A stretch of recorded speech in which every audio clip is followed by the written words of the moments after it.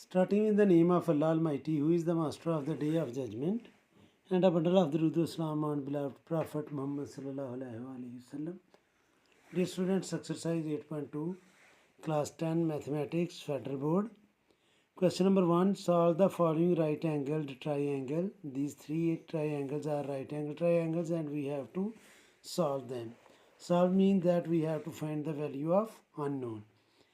In first triangle, triangle ABC at right angle at C, hypotenuse is given, that is 15 meter, perpendicular we have to find, and base is B, that is also we have to find.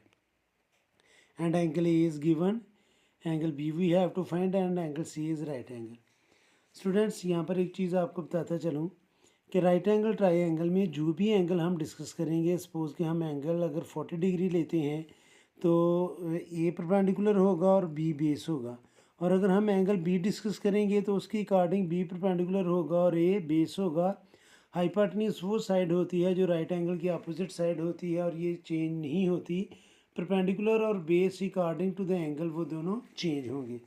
यानी कि अगर हम angle be discuss करेंगे तो इसकी सामने वाली side perpendicular और साथ वाली बेस होगी और hypotenuse opposite side of right angle ही रहेगी। और अगर हम एंगल ए डिस्कस करेंगे, यानी कि एंगल ए 40 डिग्री हम लेंगे, तो फिर इसकी अपोजिट साइड परपेंडिकुलर होगी और इसके साथ वाली साइड बेस होगी। तो चलें स्टूडेंट्स, हम इसको सॉल्व करते हैं। बिल्कुल सिंपल सी क्वेश्चन है, तो इसको सॉल्व करते हैं। ये ट्राइंगल मैं ऑलरेडी ड्रा कर चुका हूँ। तो इसमें स्टूडेंट्स हमें एंगल ए गिवन है जो मैं आपको बता चुका हूँ, एंगल बी हमने फाइंड करना है। राइट एंगल ट्राइंगल में एक्यूट एंगल का जो सम है स्टूडेंट्स वो इक्वल होता है 90 डिग्री। तो हम लिखेंगे जी sum of acute angle in right angle triangle is equal to 90 degree. Sum of acute angles in right angled triangle ये इक्वल होता है स्टूडेंट्स 90 डिग्री। मीन्स कि अगर हम एंगल ए और एंगल बी को प्लस करेंगे, angle A plus angle B, तो ये इक्वल आएगा 90 डिग्री। हमें एंगल बी की वैल्यू चाहिए, एंगल बी अननोन है और एंगल ए गिवन है। तो स्टूडेंट्स हम एंगल ए को राइट साइड पर ट्रांसफ़र करेंगे तो वो राइट साइड पर जाकर होगा माइनस। तो एंगल बी जो है वो इक्वल आ जाएगा 90 डिग्री माइनस एंगल ए, और एंगल ए की वैल्यू हमें 40 डिग्री गिवन है। तो एंगल बी की जो वैल्यू है वो आ जाएगी स्टूडेंट्स 90 डिग्री माइनस 40 डिग्री, और 90 में से जब हम 40 को माइनस करेंगे तो एंगल बी की वैल्यू आ जाएगी 50 डिग्री। तो एंगल हम तीनों फाइंड कर चुके हैं। और एंगल सी जो है स्टूडेंट्स, एंगल सी वो राइट एंगल है, वो ऑलरेडी गिवन है। यानी कि ये जो स्क्वायर बॉक्स बना होता है स्टूडेंट्स, ये इंडिकेट करता है कि ये राइट एंगल है। अब स्टूडेंट्स हमने फाइंड करना है ए, और according to 40 degree A perpendicular है, और अगर हम एंगल बी लेंगे तो फिर बी परपेंडिकुलर होगा। तो हम ट्रिग्नोमेट्रिक रेशियोज जो आपने 9 क्लास में पढ़ी थी उसके अकॉर्डिंग स्टूडेंट्स साइन थीटा जो है, साइन थीटा वो इक्वल होता है perpendicular over hypotenuse. Cos theta जो है वो इक्वल होता है स्टूडेंट्स बेस ओवर हाइपोटेन्यूज, और जो टेन थीटा है वो इक्वल होता है परपेंडिकुलर ओवर बेस। तो ये स्टूडेंट्स 3 ट्रिग्नोमेट्रिक रेशियोज़ हैं, 3 इनकी इन्वर्स हैं। अब ये तीनों याद कर लें। इनको याद करने के लिए एक ट्रिक भी यूज़ किया जाता है कि some people have curly black hair through proper brushing. उस तरह भी हम इसको याद कर सकते हैं कि some people have, some mean sine, people mean perpendicular, और हैव मीन हाइपोटेन्यूज। तो ये एच जो है वो हाइपोटेन्यूज है। तो अब स्टूडेंट्स अगर हम इसको लिखूँगा मैं साइन थीटा, क्योंकि हमें परपेंडिकुलर फाइंड करना है तो हम साइन थीटा लगा सकते हैं। Sine theta is equal to perpendicular over hypotenuse, और अभी ये आ जाएगा स्टूडेंट्स साइन 40 डिग्री, क्योंकि मैं ये एंगल यूज़ करने लगा हूँ 40 डिग्री। तो इसके अकॉर्डिंग परपेंडिकुलर ए होगा और हाइपोटेन्यूज 15 मीटर होगा। तो इसको हम लिखेंगे स्टूडेंट्स, ये है ए ओवर 15, यूनिट में हैंड पर लगा लूँगा। हमें वैल्यू ए की चाहिए, 15 इधर डिवाइड कर रहा है, लेफ़्ट साइड पर आकर ये मल्टीप्लाई करेगा। तो इसको हम लिखेंगे students sine 40 degree multiply by 15 metre is equal to a. अब आप कैलकुलेटर यूज़ करें। कैलकुलेटर पर आप डायरेक्ट इसको लिखेंगे students, sine 40 degree multiply by 15, तो इसका आंसर आ जाएगा स्टूडेंट्स 9.64। तो ए की वैल्यू आ जाएगी 9.64 मीटर इज इक्वल टू ए, और अननोन को अमूमन हम लेफ़्ट साइड पर लिखते हैं, तो ए की वैल्यू आ जाएगी 9.64 मीटर। अब स्टूडेंट्स हमने फाइंड करना है अकॉर्डिंग टू दिस एंगल। अगर हम देखें तो बी की वैल्यू फाइंड करनी है। अब हम टेन थीटा भी अप्लाई कर सकते हैं क्योंकि हमारे पास परपेंडिकुलर भी है, और कॉस थीटा भी अप्लाई कर सकते हैं क्योंकि हमारे पास हाइपोटेन्यूज भी है।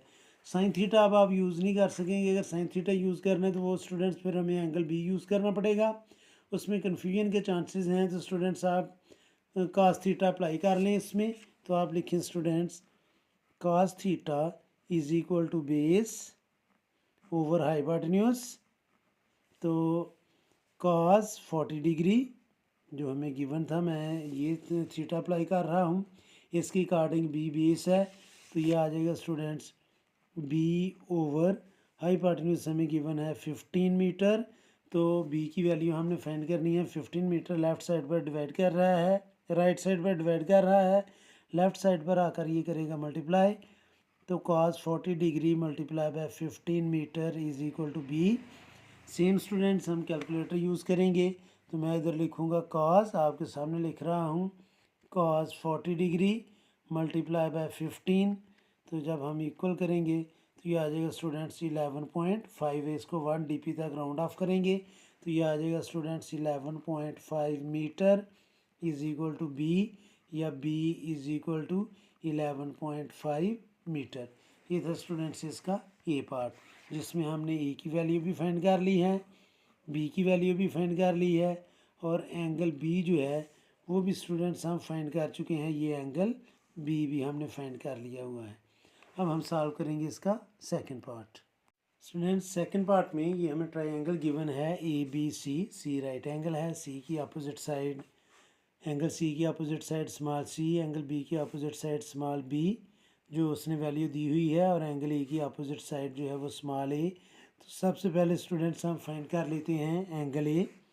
तो एक्यूट एंगल का सम जो है राइट एंगल ट्रायंगल में वो 90 के इक्वल होता है। तो हम इसको एंगल ए डायरेक्ट हमने फाइंड करना है, तो एंगल ए इक्वल होगा 90 माइनस 35.5 डिग्री। चलिए आप कंप्लीट लिख लें, angle A plus angle B is equal to 90 degree. Angle B हमें गिवन है, एंगल ए हमने फाइंड करना है, तो एंगल ए की वैल्यू आ जाएगी 90 डिग्री माइनस एंगल बी। तो ये आएगा students 90 degree minus angle B की वैल्यू है 35.5 डिग्री।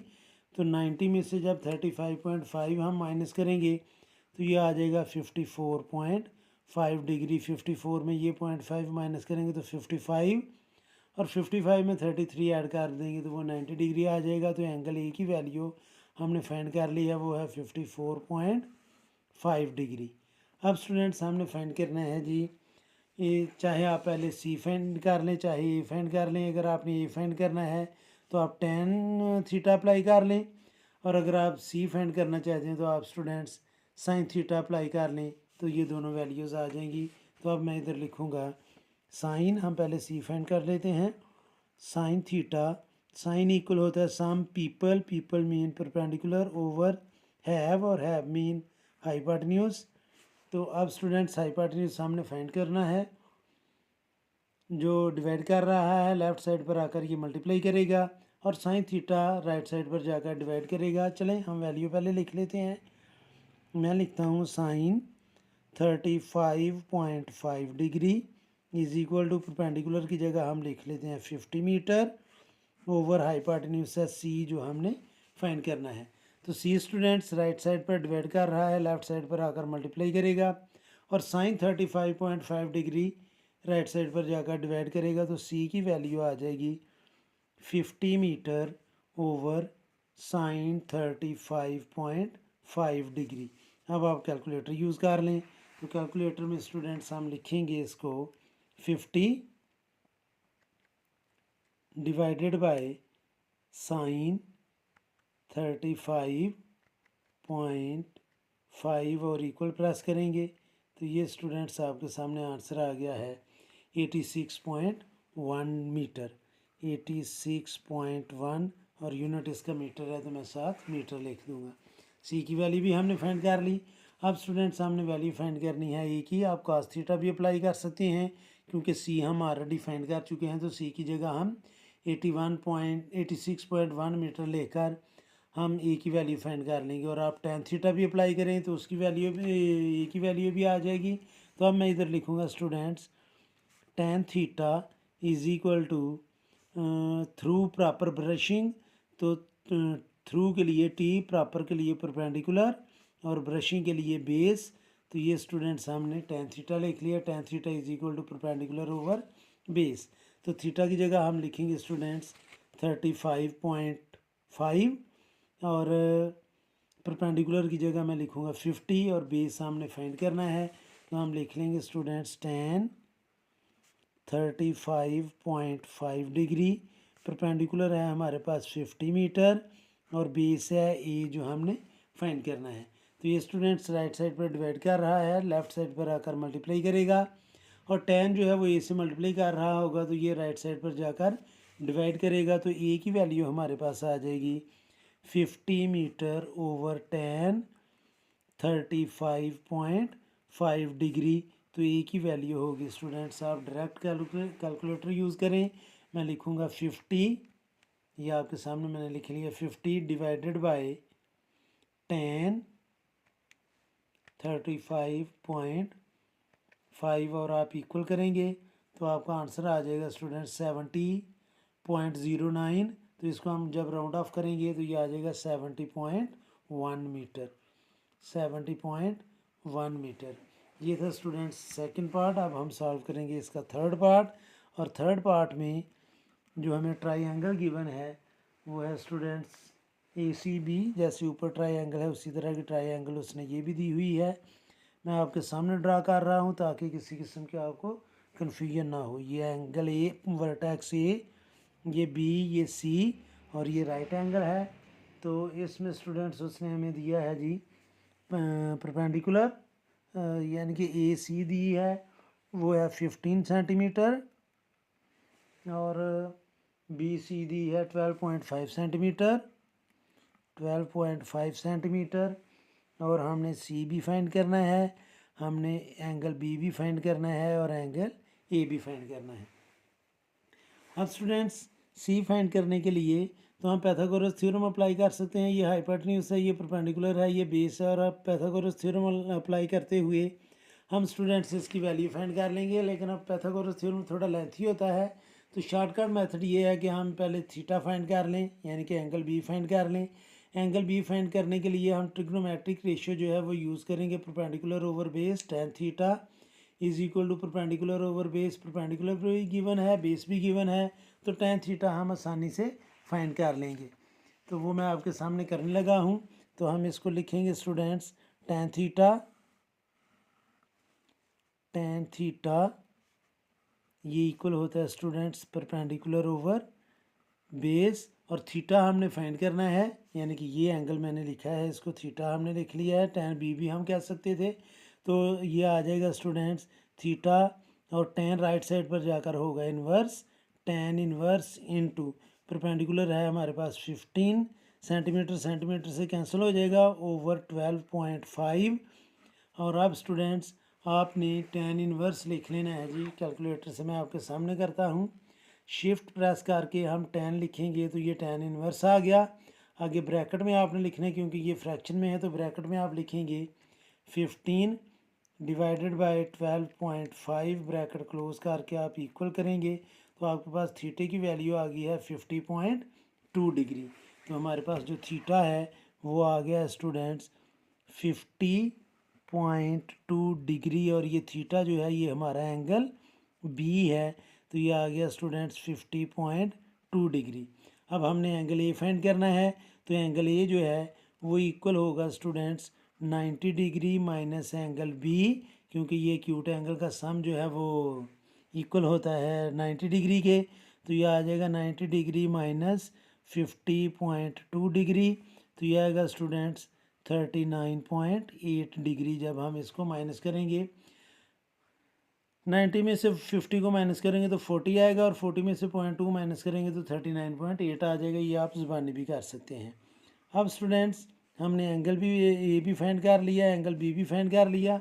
अब हमने फाइंड करना है सी, तो इसके लिए मैं यूज़ कर लूँगा स्टूडेंट्स साइन थीटा। तो ये आएगा स्टूडेंट्स साइन बी या साइन थीटा, ये भी मैं लिखता हूँ।